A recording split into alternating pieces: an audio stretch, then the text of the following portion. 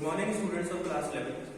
In the previous video, we have discussed about the topic that how the market equilibrium is drawn and how the effect of change in demand, that is for the increase in demand happens. Right? और आज के हम video में discuss करेंगे कि increase in demand के साथ साथ डिक्रीज इन डिमांड कैसे होता है उसके बारे में हम लोग डिस्कस करेंगे. ठीक है, देखिए हमने पढ़ा था कि जैसे हमारा ये कर्व है, ये एक्स एक्सिस है, ये वाई एक्सिस है और ये ओ है. ये है हमारी क्वांटिटी और ये है हमारा प्राइस. ये हमारा डिमांड कर्व होता है, ये डी.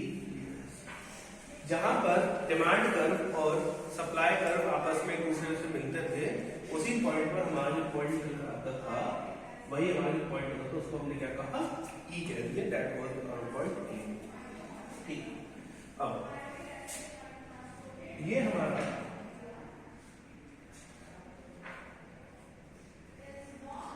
ओपी हो गया. और ये अब देखिए इसमें रीजन क्या है, इसमें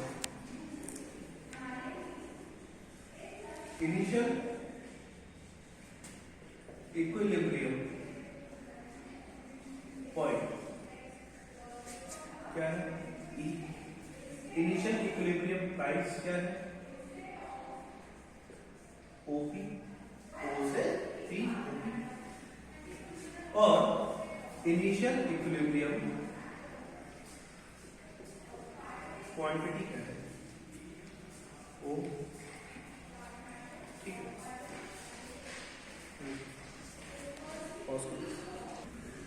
so this is our quantity OQ, initial quantity OQ. Now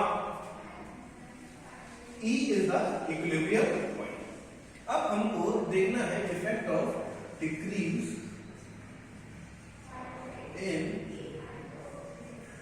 quantity, decrease in demand, decrease in.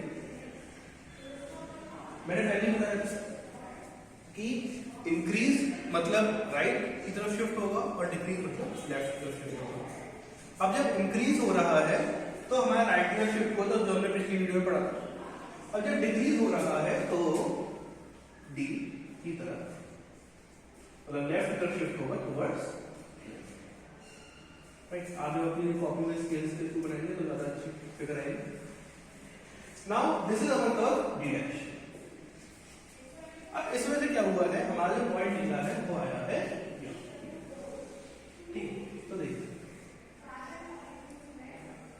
ये ओ पी है और ये नाउ, और ये हमारा पॉइंट निकला, इसका नाम दे दिया ये पॉइंट ई. ठीक है, तो देखिए now due to decrease in demand, effect क्या हुआ है डिक्रीज इन डिमांड का. हमारी जो पॉइंट है वो equilibrium point, new equilibrium point क्या हो गया, न्यू इक्विलिब्रियम पॉइंट क्या हो गया, पहले ई था, अब इक्विलिब्रियम पॉइंट क्या हो गया, ई डैश. अब न्यू इक्विलिब्रियम प्राइस क्या हो गया, ओ पी डैश. पहले ओ पी था, अब हो गया ओ पी डैश. और न्यू इक्विलिब्रियम क्वांटिटी क्या हो गई, ओ क्यू डैश. ठीक, इक्विलिब्रियम प्राइस, इक्विलिब्रियम क्वांटिटी और इक्विलिब्रियम पॉइंट. अब देखिए हमारा इक्विलिब्रियम पॉइंट है, new equilibrium point is lower than the old equilibrium point. जो ई है वो ऊपर है, ई डैश नीचे है. That means that the new equilibrium point is lower. पहली बात तो ये. नेक्स्ट हमारा price is decrease from OP to OP dash. तो ये क्या हुआ है हमारा, यहां पर हमारा हुआ है डिक्रीज इन प्राइस.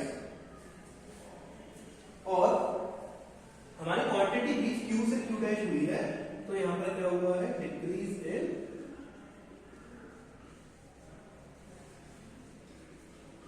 क्वांटिटी. ठीक है, तो हमारा इफेक्ट क्या इफेक्ट क्या है, नेट इफेक्ट जिसको हम लोग कहते हैं, इफेक्ट हमारा ये आया that there is decrease in price और डिक्रीज इन,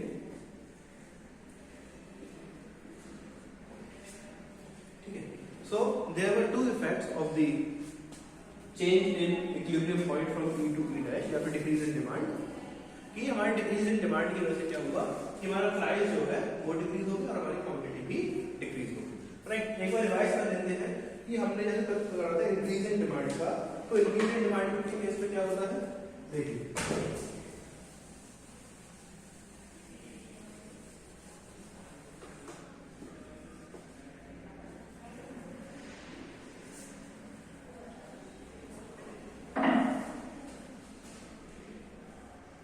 ये हमारा प्राइस, ये हमारा डिमांड और ये हमारा supply, and it is our equilibrium point. ये E है, ये P है और ये. अब क्या हुआ, हमारा प्राइस, हमारा जो डिमांड है इस केस में डिक्रीज पड़ा था, अब इस केस में रिवाइज कर रहे हैं हम, क्या होता है, इंक्रीज. अब जब इंक्रीज होता है तो हमारा डिमांड कर्व शिफ्ट होता है राइट की तरफ, मतलब हमारी डिमांड कर्व है राइट की तरफ शिफ्ट हो जाएगा और ये डिमांड कर्व है, तो डिमांड कर्व बनेगा कुछ ऐसा, और ये क्या होगा हमारा डी डैश, ये पॉइंट हो गया ई डैश. अब इसमें जो प्राइस बना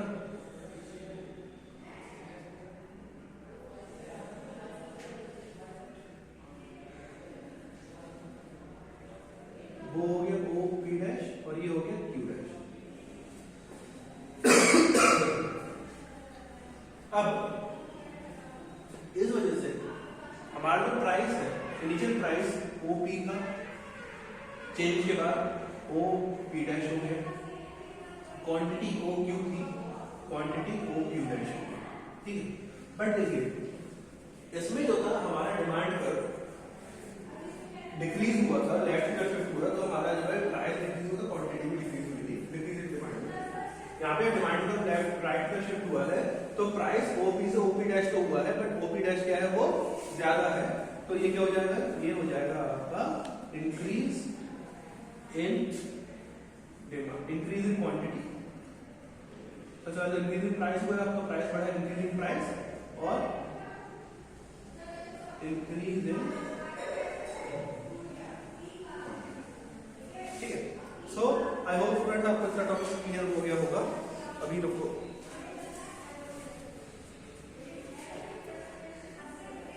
ठीक है. तो हमने तो समझ लिया कि इंक्रीज इन क्वांटिटी डिमांडेड या डिक्रीज इन क्वांटिटी डिमांडेड का क्या होता है. अब हम समझेंगे the increase in price, increase in quantity supplied या फिर decrease in quantity supplied, right. सो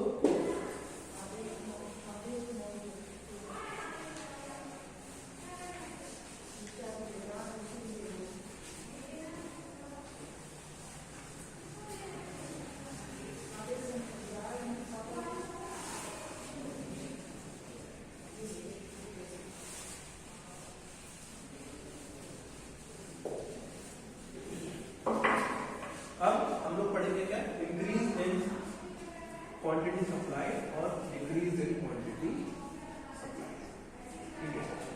तो ये हो गया क्वांटिटी, ये हो गया price.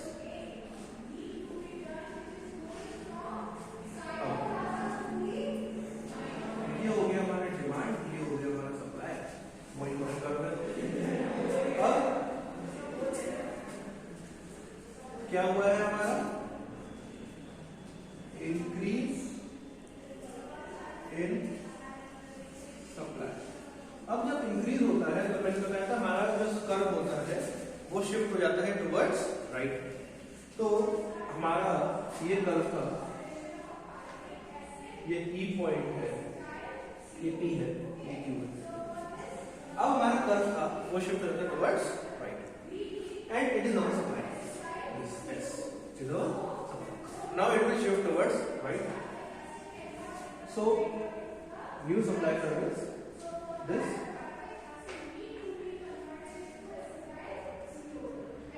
and this is S dash. New supply curve S dash. It is towards right. अब इस वजह से क्या हुआ, हमारा जो पॉइंट होना वो ऐसे आ जाएगा ओ पी डैश, और ये पॉइंट क्या हो गया। अब देखिए यहां पर हमारे इनिशियल की बात करते हैं, initial equilibrium price, new equilibrium price, पहला, दूसरा क्वांटिटी, और ये है तीसरा पॉइंट, और ये हमारा, ठीक है। तो हमारे अलग अलग इक्विलिब्रियम प्राइस है, इक्विलिब्रियम पॉइंट है और इक्विलिब्रियम क्वांटिटी है। पहले इनिशियल क्या था, ये था हमारा ओपी, चेंज होकर प्राइस क्या होंगे ओपी, क्वांटिटी क्या थी ओ क्यू, चेंज होकर हो गई ओ क्यू डैश, पॉइंट क्या था ई, चेंज होकर हो गया ई डैश, ठीक है। तो हमारे ये जो चेंज हो गया, अब चेंज का इफेक्ट क्या हुआ है उसको देखते हैं। इफेक्ट की बात करें, इफेक्ट क्या हो गया, इफेक्ट ये हो गया कि हमारा जो कर्व है वो जब राइट की तरफ शिफ्ट हुआ, a new demand curve, a new supply curve S dash is formed, and that supply curve, the new supply curve S dash is formed, and that supply curve have the effect of decrease in price or increase in, कि हमारा जो price है OP से OP dash हो गया, मतलब हमारा price decrease हो गया, और हमारी क्वांटिटी ओ क्यू से ओ क्यू डैश हो गई, मतलब हमारी क्वांटिटी क्या हो गई, वो हो गई इंक्रीज, ठीक है। अब बाद में आता है हमारा डिक्रीज इन सप्लाई।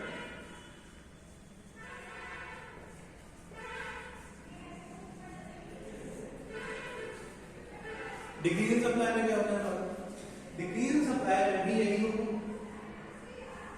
पहले जो इनिशियल था उसका वही बनेगा, X Y O, X axis पे क्वांटिटी और वाई एक्सिस पे price. It is our demand curve D and it is our supply curve S, ठीक, and due to which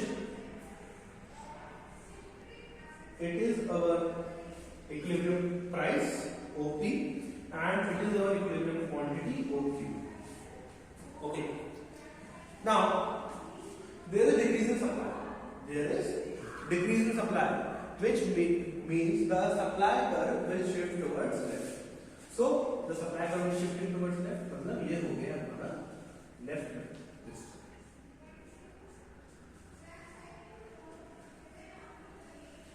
It is our point P and it is our point P dash.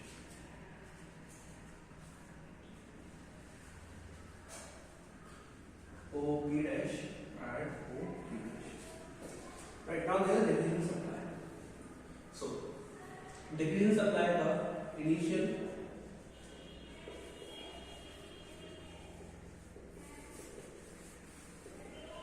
equilibrium price, quantity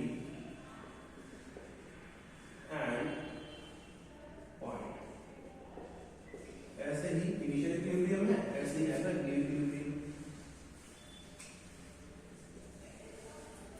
new equilibrium में भी की जाएगी price, quantity initial equilibrium price क्या था? OP और point था ई।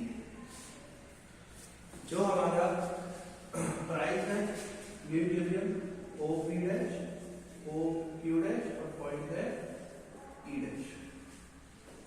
अब बात आती है इफेक्ट की, इसका इफेक्ट क्या होगा? इफेक्ट आसान से, प्राइस हमारा इंक्रीज हुआ है, सो देयर इज